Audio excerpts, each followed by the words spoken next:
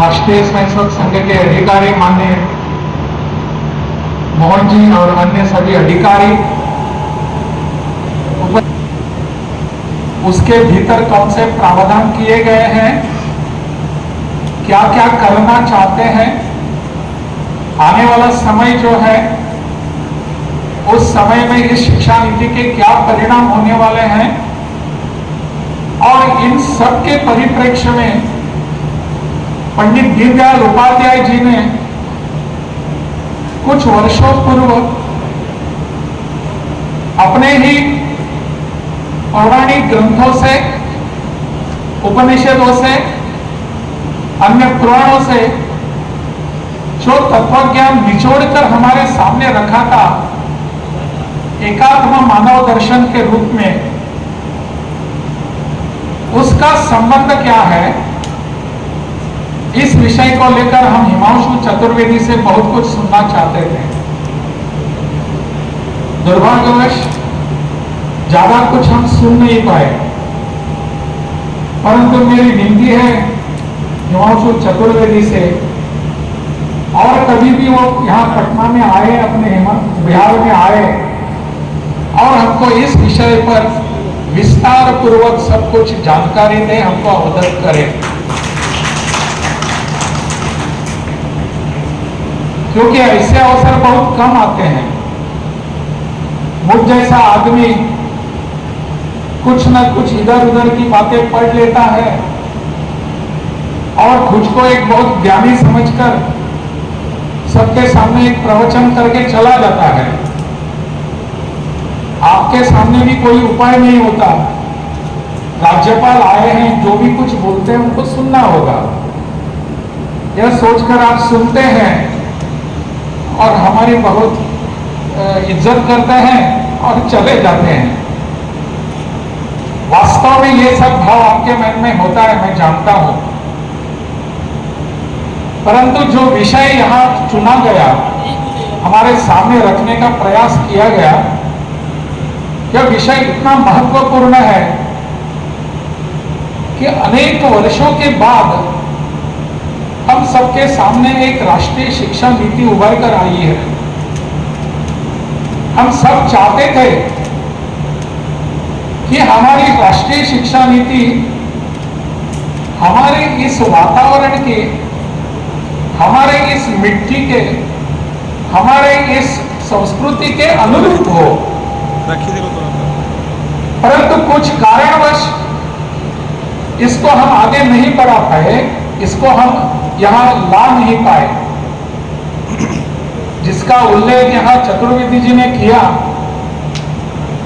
कि हमको जब स्वतंत्रता मिली, वो कॉलोनियल लोगों से स्वतंत्रता मिली, उसके बाद का काल वो चाहते हैं, यहां सोचना चाहते हैं, उसको ऐसा उल्लेख वो करते हैं। वास्तव में यह सही है कि हजार वर्षों के बाद हम स्वतंत्र हो चुके थे। इसका मतलब यह नहीं है कि यहां कोई राष्ट्र नाम की चीज थी ही नहीं। यहां संस्कृति, परंपरा, इतिहास ऐसा कुछ था ही नहीं। 1947 के बाद ही इसके बारे में हम कुछ सोचने लगे। ऐसा एक विचार हम सबके मन में यहां आ गया। 1947 की स्वतंत्रता के लिए, जिसे मैं पॉलिटिकल फ्रीडम कहता हूं, it was just a political freedom, और कुछ था नहीं। राजनीतिक स्वतंत्रता थी, आजादी थी, यानी यहां बाहर के लोग जाकर हम लोग यहां राज्य करने लगे, सत्ता में आने लगे, इतना ही पॉलिटिकल फ्रीडम था। इस पॉलिटिकल फ्रीडम के बाद हमारे देश में ऐसा विचार आने की आवश्यकता थी कि हमारी शिक्षा इसके अनुरूप हो, हमारी शिक्षा हमारे विचारों के अनुकूल हो, हमारी परंपरा, हमारी संस्कृति, हमारा इतिहास, इस सबको सामने रखने की आवश्यकता थी। परंतु जैसे मैंने कहा कि कुछ कारणवश या हमारी सोच में कुछ गलतियां थी, इसलिए हम ला नहीं सके। इसको पंडित दीनदयाल उपाध्याय चिट्ठी के रूप में सबके सामने रखते हैं।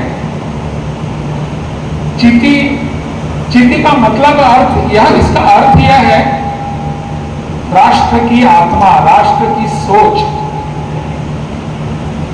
जैसे कि हम मानव है, हम मानते हैं कि हमारे भीतर आत्मा वास करता है, और यह आत्मा के अनुरूप ही हम काम करते हैं। हमारी बुद्धि, हमारा मन और आत्मा, इनका समन्वय होता है। वैसे ही राष्ट्र की आत्मा को चिट्ठी कहा जाता है। और जब जब इस चिट्ठी के लिए उसमें कुछ कमियां आती है, उसके चिंतन में, उसके विकसन में, तब हमारे ऊपर आपत्तियां आ जाती हैं। पंडित जी ने इसको बहुत ही अच्छे ढंग से सबके सामने रखा है। इस चिट्ठी को जब जब हम भूल जाते हैं, तब हमारे देश में कुछ आपत्तियां आ गई, समस्या आ गई। चिट्ठी के कमी के कारण हम यहां भूल गए कि हमारी कितनी बड़ी परंपरा है, समृद्ध परंपरा है, समृद्ध इतिहास है। चिट्ठी के कमी के कारण हम गुलाम बन गए। चिट्ठी के कमी के कारण हम दूसरे राष्ट्रों का अनुनय करने लगे। चिट्ठी के कमी के कारण हम हमारी अपनी पहचान भूल गए। अगर यह चिट्ठी यहां ठीक ढंग से काम करती तो मुझे लगता कोई आपत्ति नहीं आती। यह चिट्ठी हमारे बीच में कम होने लगी तो बहुत ही अच्छे ढंग से चिट्ठी को सबके सामने रखा, जिसका उल्लेख ने किया था। इस चिट्ठी को जब जब हम आगे लाकर जाएंगे, जैसे जैसे हमारा देश जागृत होता जाएगा। जैसा कि पिछले 9-10 वर्षों में हम देख रहे हैं कि एक प्रकार की जागरूकता हमारे सब लोगों में आ गई है। लोग सोचने लगे हैं कि हमारा इतिहास क्या था, परंपरा क्या थी, और उसी को लेकर, उसी के आधार पर नई राष्ट्रीय शिक्षा नीति बनाई गई है। हर बार मैकॉले को दोष देने की आवश्यकता नहीं है। मैकॉले तो यह ही काम करने के लिए इस देश में आया था। मैकॉले का वो काम ही था, ब्रिटिश लोगों का ये काम ही था। लेकिन हम स्वयं को, स्व को भूल चुके थे। इसके कारण ये सब हो चुका। हमारा स्वत्व, हमारा स्वयं जो है, हमारा स्व जो है, इसको हम भूल चुके थे। इस स्व को पुनः एक बार जागरूक करने की आवश्यकता है, तभी राष्ट्र अपना आगे जाकर बढ़ेगा। अन्यथा राष्ट्र को ऐसे देखने की कोई हिम्मत मत करिए। वो स्व जो है, वो दिल्ली में जो बैठे हुए हैं, उनके भीतर जागरूक होगा और हम समृद्ध हो गए, ऐसा मत सोचिए। वह सब हमारे भीतर का स्व जागरूक होने की आवश्यकता है, दिल्ली वालों लोगों के भीतर नहीं। हम यहाँ बैठे हैं, बिहार के लोग हैं, सबके हमारे भीतर स्व का जागरण होने की जरूरत है। और यह स्व का जागरण जब होगा, तब हमको कोई रोक नहीं पाएगा। इसी को लेकर पंडित जी ने यह विषय रखा, एकात्म मानव दर्शन उन्होंने इसी विषय को रखा। हमारा स्व जागृत हो जाएगा तब हमको कोई रोकने वाला नहीं है। मुझे उनका एक वाक्य याद आ रहा है। उन्होंने एक परिच्छेद लिखा, पंडित जी ने कहा था कि हम एक नई राह बनाने के लिए आगे बढ़े हैं। जो राह की डर बताकर हमें न चलने की सलाह देते हैं उनकी मत सुनिए। हम तो नई राह बनाने के लिए आए हैं। हम जिस ओर चलेंगे वही रास्ता होगा। पंडित जी ने कितनी विश्वास से हम सब पर सबके लिए ये आश्वासन दिया था।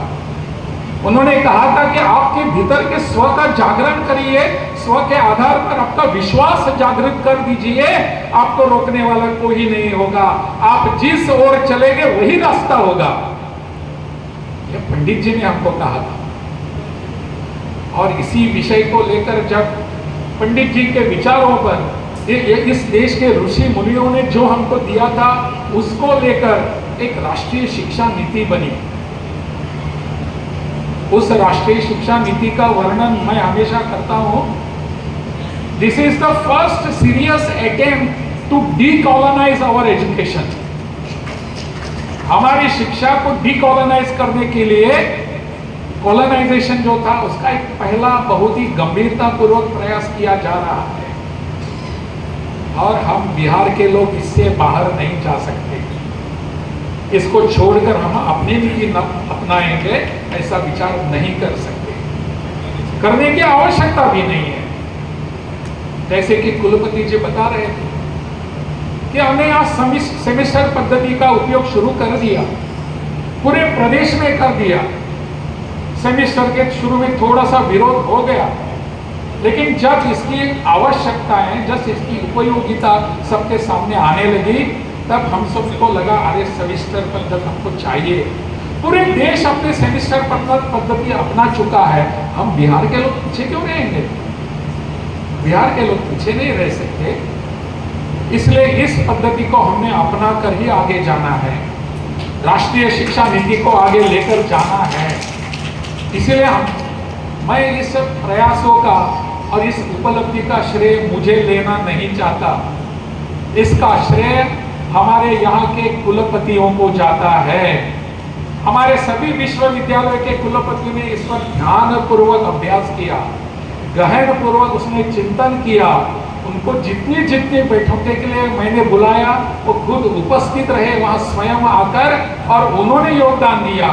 यह श्रेय अगर देना है इस उपलब्धि का, किसको हम अगर क्रेडिट देना चाहेंगे तो इन कुलपतियों को देंगे, अपने बिहार की जनता को देंगे, क्योंकि जनता ने इसको अपनाया है। पूरे प्रदेश में अपनी शिक्षा नीति लागू होने की आवश्यकता है। जैसे कि मुझे प्राचार्य जी कह रहे थे, रामकेश्वर सिंह जी, कि इसको प्राथमिक शिक्षा से भी लागू करने की आवश्यकता है। इसमें सब कुछ आया है।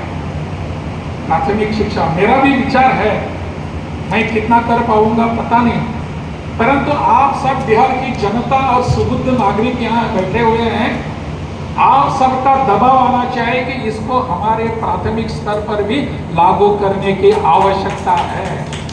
तब जाकर हमारे छोटे छोटे बच्चे जो हैं उनको समझ में आएगा कि ये जो हमारी मिट्टी है, माटी है, इसका और मेरा क्या संबंध है। ये जो हमारा इतना समृद्ध इतिहास है उसका और मेरा क्या संबंध है। हमारे बच्चों को तब जाकर समझ में आएगा। यही तो हम चाहते हैं। मुझे लगता है इस विषय पर हमको अध्ययन करने की आवश्यकता है, ध्यान देने की आवश्यकता है। कल 15 सितंबर था और कल एक कार्यक्रम था। कल मैं नालंदा में गया था और नालंदा में वहाँ एक कार्यक्रम था। कार्यक्रम क्या था? Vaishali festival of democracy. वहाँ वैशाली है, हम सब जानते हैं। और वैशाली फेस्टिवल ऑफ डेमोक्रेसी, इसके लिए अपने पूर्व राष्ट्रपति जी आए थे, अपनी मंत्री मीनाक्षी लेखी जी आई थी, अपने असम के मुख्यमंत्री हेमंत बिस्वा शर्मा आए थे, सब बड़े बड़े लोग आए थे, 8 देशों के एम्बेसडर्स आए थे। सबके सामने हमने इस पर चर्चा करी, मैंने नहीं, सब लोगों ने मिलकर यहाँ से चर्चा की कि डेमोक्रेसी क्या होती है। हमारे प्रधानमंत्री विदेशों में जाकर कहते हैं India is the mother of democracy. मुझे भी आश्चर्य लगा कि प्रधानमंत्री जी इतने विश्वास से कैसे कहते हैं। तब मैंने इस पर कुछ ढूंढने का प्रयास किया, तब पता चला India is the mother of democracy पूरे विश्व में, और हमको पढ़ाया भी जाता है England is the mother of democracy. Britishers की लीगेसी है, इसलिए हम यहाँ डेमोक्रेसी पनप सकते हैं, कर सकते हैं। परंतु जब प्रधानमंत्री जी ने सबके सामने यह विषय रखा, तब हम सब सजग हो गए, क्या हो रहा है। तब जाकर पता चला India is the mother of democracy, और इससे भी आगे Bihar is the mother of democracy. और बिहार में वैशाली है, वैशाली में अपनी डेमोक्रेसी जो है आजकल की आधुनिक डेमोक्रेसी, वो वैशाली से पनप होकर आगे बढ़ रही थी इतने वर्षों से।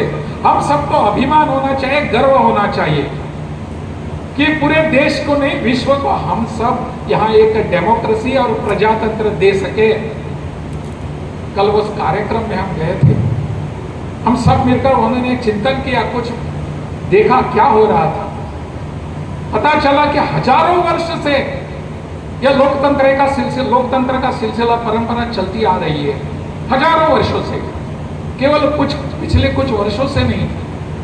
यह हमारी परंपरा है। अपना बिहार इतना समृद्ध है, अपने बिहार में ऐसे नए नए विचार आने की आवश्यकता है। यहाँ आद्य शंकराचार्य और मंडन मिश्र के बीच जो वाद हुआ, संवादवाद जो भी हुआ, वो यहीं पर हुआ था, महिषी में।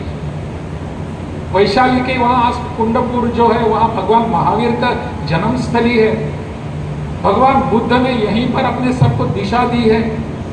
आर्य चाणक्य, सभी चंद्रगुप्त मौर्य, सम्राट अशोक, वो सभी इतनी समृद्ध परंपरा है। सीतामढ़ी में जाकर देखिए, वहां अपनी पावन माता सीता का वहां जन्म हुआ था। ऐसी समृद्ध संस्कृति परंपरा हमको यहाँ मिली है। क्या हम पीछे हटने वाले हैं? कभी नहीं। बिहारी कभी पीछे हटेगा नहीं। जो इस देश में परिवर्तन लाने वाली जो प्रसंग है, जो भी अवसर है, इन सभी को हम अपनाएंगे और बिहार को इस प्रदेश का, इस देश का एक अच्छा राज्य बनाकर दिखाएंगे। शिक्षा नीति में एक परिवर्तन आने जा रहा है, इन सबको हम अपनाने के लिए तैयार हैं, तत्पर हैं। मुझे लगता है इस विचार को हमको यहाँ से लेकर जाना है। बिहार की जनता का अनुकरण पूरे देश की जनता करेगी, ऐसा एक वातावरण हम सबको निर्माण करने की आवश्यकता है। बहुत बहुत धन्यवाद। ये इस देश के गण्यमान्य स्थापित इतिहासकारों की श्रेणी में है और इतिहास की दशा और दिशा को जिस तरह उन्होंने सुनिश्चित किया है, वो उनके वैचारिकी, वो उनके